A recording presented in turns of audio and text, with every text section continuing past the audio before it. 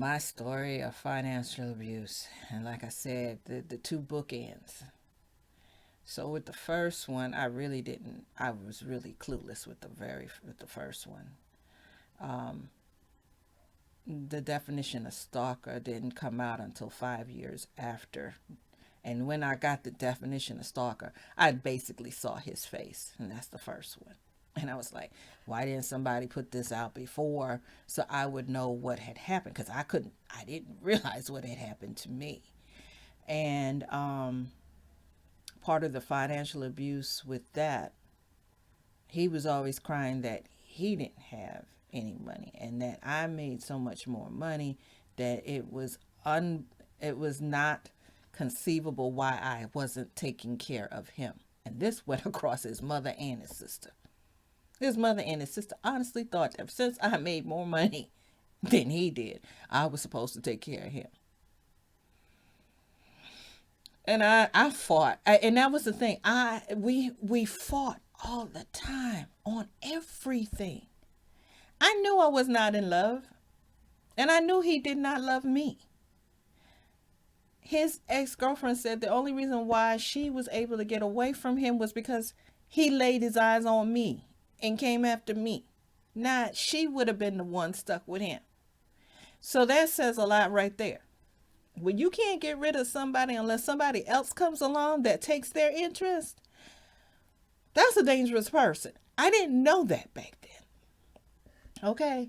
So, I mean, we fought on everything. And that included money because he really thought I was supposed to give him money. And I was like, no, that don't work. That don't work. And every time it came up, I kept telling him, I was like, you know what? You can leave. I have no problems with you leaving. You can go. You don't have to be with me. I told him that on a regular basis. You don't mean that. You don't mean that. I was like, oh, heck yeah, I did. And what sealed the deal for me about not being in love with this dude was when I saw his brother and his woman. We were at an event and I saw it in a song. I know exactly which song it was. It was a song that came on. And his brother took his woman on the dance floor. And it was just the look in their eyes with each other, the way they held each other, the way they danced. I knew then I did not love this one. Okay? That I was tolerating and putting up with something and I didn't know how to get away from it. But then again, because my mother was abusive, I didn't know how to get away from her. So how was I going to figure out how to get away from him? And I didn't date in high school. And my dad couldn't teach me how to do these things. Okay? So that's the first one. The bookend, the one on the end. He he was older, like I said, much older. And the first one was older than me, but only by 3 4 years. But the last one was way older. Okay, so he had more years than the first one to be slick and a con artist. Okay, he said, we're going to start a joint bank account. I said, okay, we can do that. All right. And he had done the same thing, with the trauma bonding thing, starting on our wedding night and leading back to my home. He didn't even have a home to take me to, it was my home. And the worst part about it was as I started, because I was grieving, and that's why he came after me so hard, and that's why I was praying for him, because I was already grieving a major loss. I was right smack in the middle of that. Matter of fact, hadn't even got, I was in the very beginning of it, and it was a major loss for me. um if those of you who already, that my story is, there are earlier videos where I tell my whole story in bits and pieces because it's a lot for people to understand. And my story is also listed in, my entire story is in my books, which are listed at the end of this video. At least why is the first one. Okay. So we go to the bank. I pulled out $100, laid it on, we go to the bank and he says, we need this, open a joint account. Okay, fine. I hadn't changed my name with this one. Hadn't changed my name with this one. I still had my maiden name and I still had ID in my maiden name. So we go to the bank and sit down with the executive to open this account. And he says, we're opening a joint account. I pulled out my ID with my maiden name. I pulled out $100 and I put them both on the table and I put my hand over it. And I looked at him and I said, where's your 100? He looked at me and he says, I thought that we would start the account now with your money, and then when I get my check, I'll add to it. I said, oh no, that's not happening. I said, this $100 is mine, and until you have the $100 to match it, we will not start a joint account. The executive pushed his chair back, folded his hands like this, and he was doing his best not to laugh his tail off. Because dude really thought he was getting over on me. And it was like, I don't think so. I'm not half as stupid as you think I am. I'm grieving hard and everything else. I'm depressed and everything else. And I don't know what just happened to get me with you. So this is in my head. I'm not saying anything. And he's thinking my silence is an acquiescence for his behavior. And it really wasn't. I was still, even in my depressed and grieving state, I was still trying to think. And I couldn't think. I had lucid moments through the fog and the haze. So here we are at the bank, and we're having this argument, this debate, because I wasn't going to argue with him. And he said, but I'm your husband, and when I tell you, I said, you can be whoever you want to be. But unless you have $100 right now, we are not starting a joint bank account. And I looked at the executive and I said, I will start a bank account, and I want it in my maiden name. He sat there. He turned as white as a ghost. He was so mad. He was so mad. The executive took my money, took my ID, and he started the bank account for me in my name.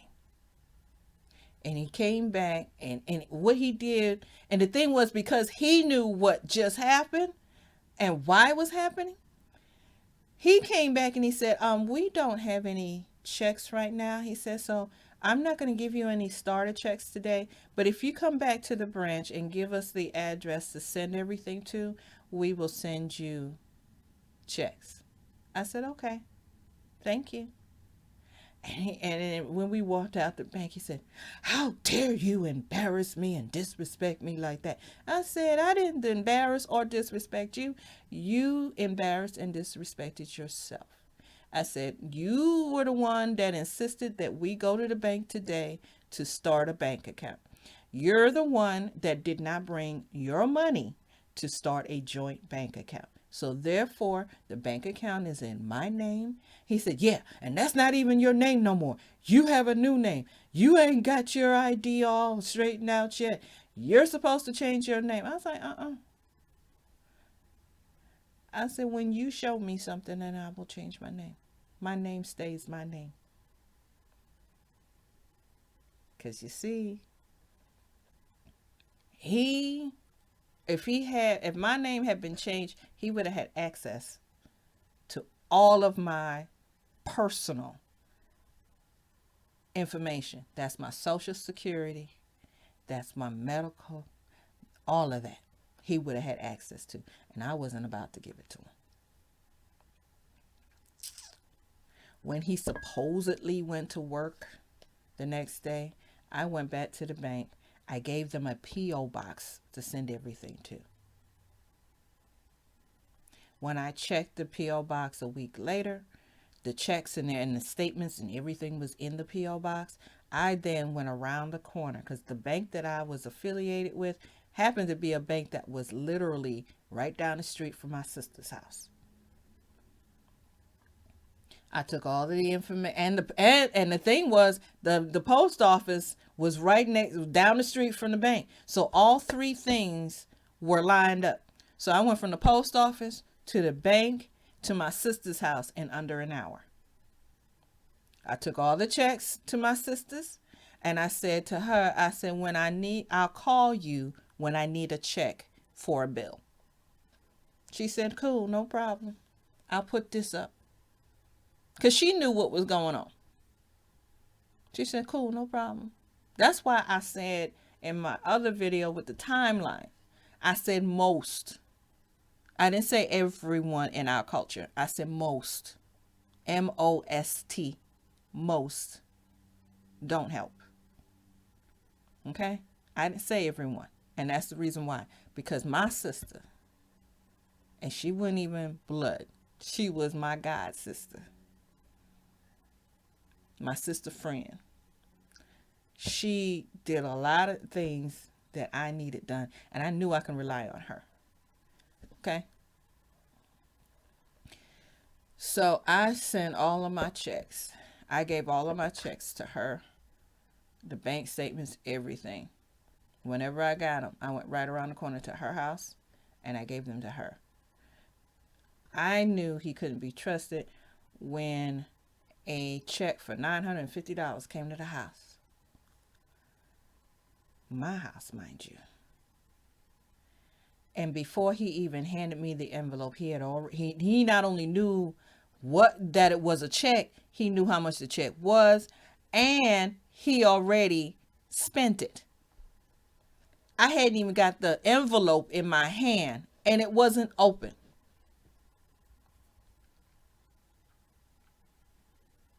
I said, okay. Okay.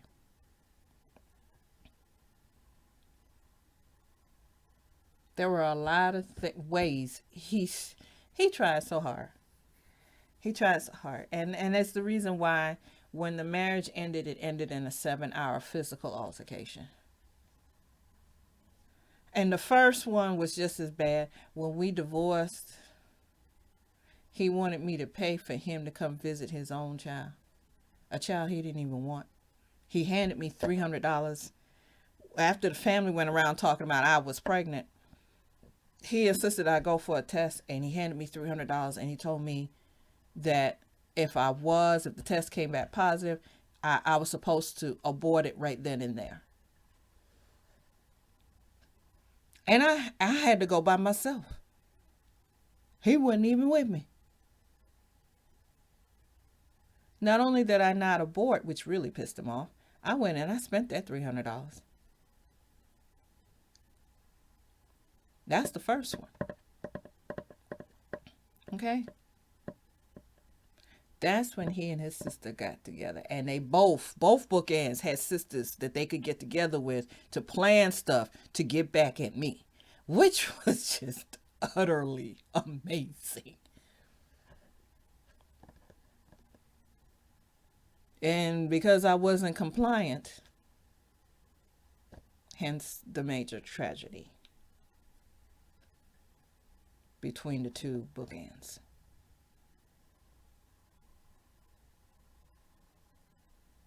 Because I was not compliant. I fought all the way. I fought till I can get out.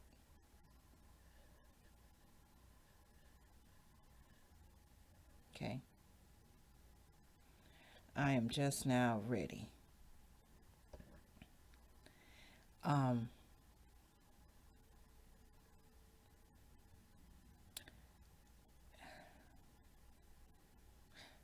When I fall in love, because I have not been in love, I'm grateful it will be with God. Because I'm starting with God and I'm ending with God. I am not just randomly falling in love with anybody. I am grateful to God that I don't think it's necessary for me to have a man all the time. I was never one of those women, and I will never be one of those women. So I'm allowing God to choose my partner. I didn't know to do that way back when, but I know to do that now. So I have no problem taking my time. Having a man in my life, I'm happy with them. I'm not really happy with them. I'm happy by myself. I'm just happy and carefree by myself. Having another person just adds to that if they're the right one. I ain't found that one yet. So I know how to bring me joy with the Lord. I know how to bring me joy with the Lord. And that's what's important. Because if you're not happy by yourself, you're not going to be happy with somebody else. Remember that. Okay? So this is the end of this video. Like I said, my books are listed at the end. I've got one new book getting ready to come out. I got to write, I always have a signature poem for God in my books. When that's written, the book is complete. I thought it was complete, and then my spirit just said, not really. Where's mine? And I was like, you're right, Lord. I didn't write your signature yet. I'm working on it. I'm working on it. This is God's Heirloom, Platinum Voice 8, BW4C Poetess, and I'm signing off. Okay. It was the Tracy Thurman story in 1989 that was Nancy McKeon. That shored up or made PPO's, personal protection orders, stronger. It took that story. That was the story where the woman was stomped in the street and stabbed in front of the entire neighborhood. That's when they decided to give power to the personal protection order. Before that, and that was 1989. Before that, personal protection orders were just pieces of paper. They had no power. You could use them, you can hold up that you had one, but for a whole lot of states, it didn't mean anything. And that's the other thing. Domestic violence definition, they change state to state. So you got to look at the state you're in and then read the laws on domestic violence in order to know what is covered and what is considered domestic violence in your state. 1990 was when the actress in California was killed by her stalker. That's when the definition of stalker came out and what a stalker looks like came out. That was 5 years too late for me. Okay. Um, Emotional, mental, financial abuse had not been defined until I want to say around 2000. I could be wrong about that, but once again, it goes state by state. So you have to look at the state you're in and find out what the definition of domestic violence looks like. Religious groups, and I'm not talking one religion, I'm not talking about Christianity only, I'm talking about all kinds of religious groups, leaders, specific leaders. Don't ask me who they are because, once again, state by state. They came up against, because they tried to expand domestic violence to include rape in marriage. That debate is still going on. And once again, state by state depends on whether or not you can call that into question or you can list that on your police report. Not every state will allow you to claim rape in marriage. Same thing. And then also, the Catholic Church was a large part of that because of the rape of boys. So, what the religious leaders were saying, that the sanctity of marriage was being violated if you call into consideration that a person, whether it's wife or husband, was raped while they were married to that person. Okay, everything varies state by state. Okay. Alabama is when the first battered women's movement came about in the 1800s. It's a whole history. All right. But domestic violence was considered purely physical up until I would say mid to late 2000s, somewhere around there. They didn't include emotional, mental, financial, or even religion in the definition. But once again, you have to check your state. The state that you're in determines what you can consider a crime. All right. So this is the addendum to the first video. I'm putting the two together so you can get all of the information you need. Let me see. When did the What's Love Got to Do with It come out?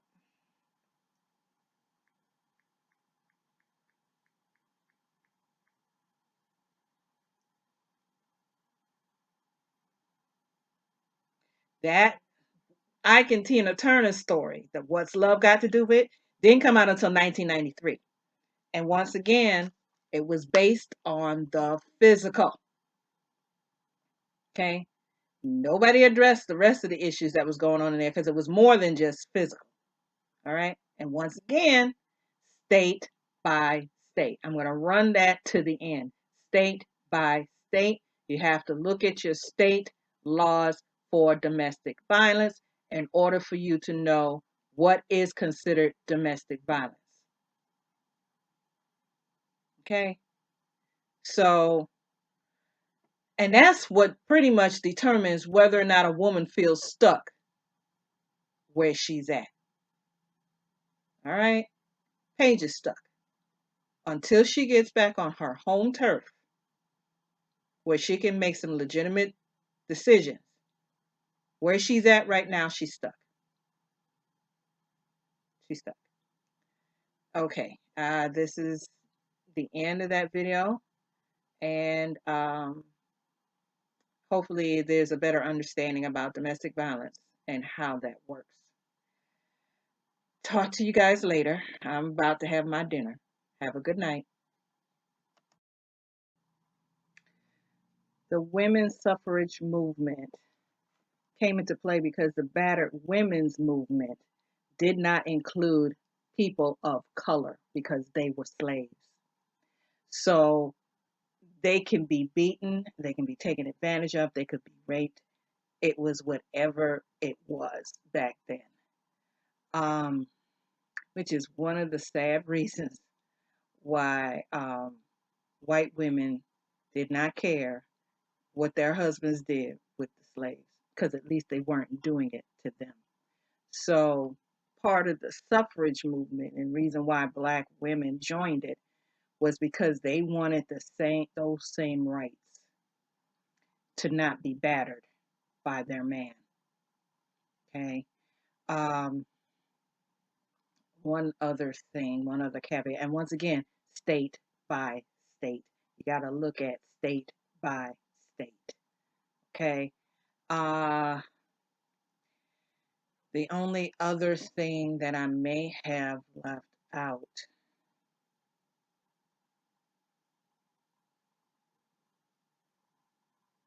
No, I think that's all. If I think of anything else, I'll do another video and include it. But yeah, the battered women's movement did not include people of color. Not at all. If you want receipts, as everybody says, watch the movie Rosewood. I couldn't make it through that movie at all. Forget about not being able to breathe. Just my level of angst was way too high for that movie. Watch that movie and slow it down so you can hear every word. And make sure you look at the visual. Rosewood was a true story too. Okay? Watch Rosewood. If you want a full definition, full across the board, look at Rosewood.